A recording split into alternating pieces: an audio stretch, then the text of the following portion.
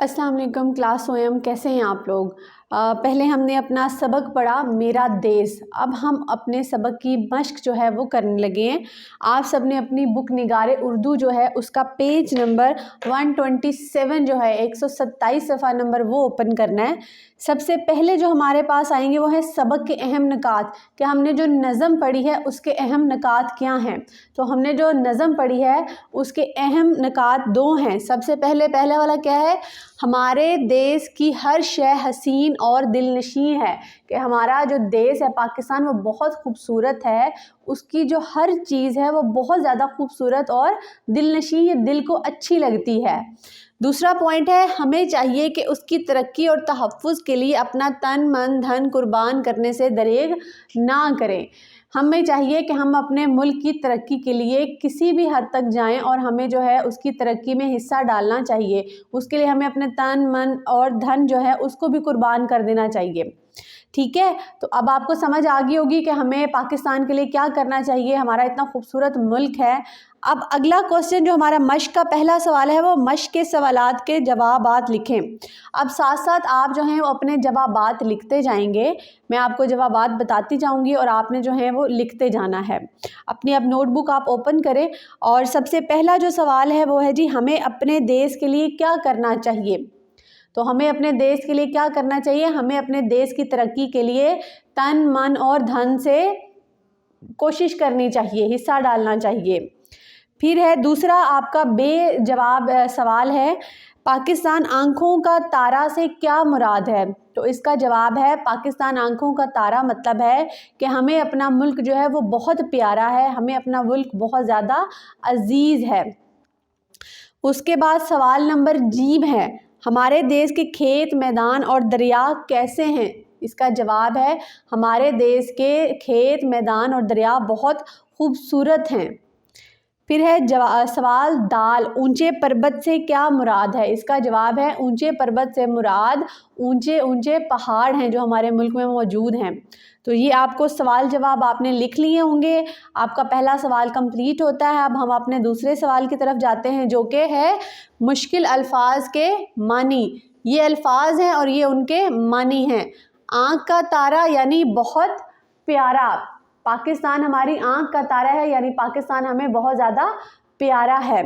फिर है पर्वत, पर्वत का मतलब है मानी है पहाड़।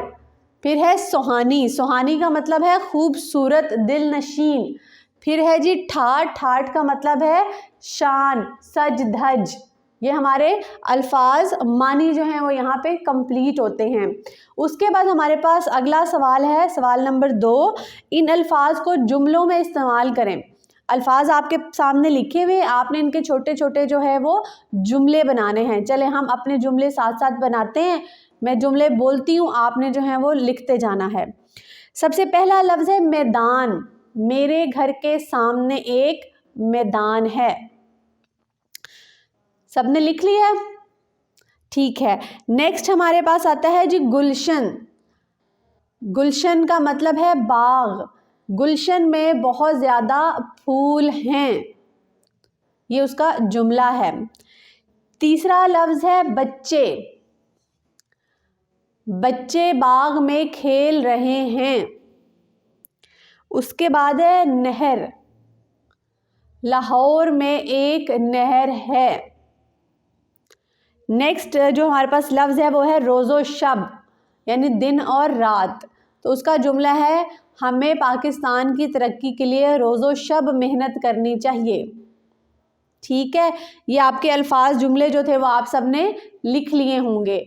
उसके बाद हमारे पास है क्वेश्चन नंबर 3, आपने क्या है खाली जगह को पुर करना है। रोशन रोशन, ये हम सब ने जो है वो पढ़ा है, रोशन रोशन प्यारा प्यारा, ऊंचे पर्वत और क्या है, ऊंचे पर्वत बहते पानी, बहते पानी, अच्छे अच्छे शहरों वाला, बच्चे बूढ़े और जवान, मेरा देश है पाकिस्तान। ये हमारी फिल इन द ब्लैंक्स यानी खाली जगह पूर्व वाला जो सवाल था वो भी पूरा हुआ। अब आप अपना पेज नंबर जो है 128 जो है वो खोलेंगे। वहाँ पे हमारे पास है अल्फाज के उल्ट लिखें, यानी जो हमारे पास अल्फाज हैं हमने उनका उल्ट लिखना है। तो आपने ये बुक के ऊपर ही जो है ये अपने सॉल्व करने हैं। सबसे पहला लफ्ज़ है अंधेरा, उसका उल्ट है उजाला। दिन होती है ना तो उसका उल्ट है रात, इसी तरह अंधेरा रात है और उसका उल्ट है उजाला। सहर का मतलब होता है सुबह और उसका उल्ट है रात।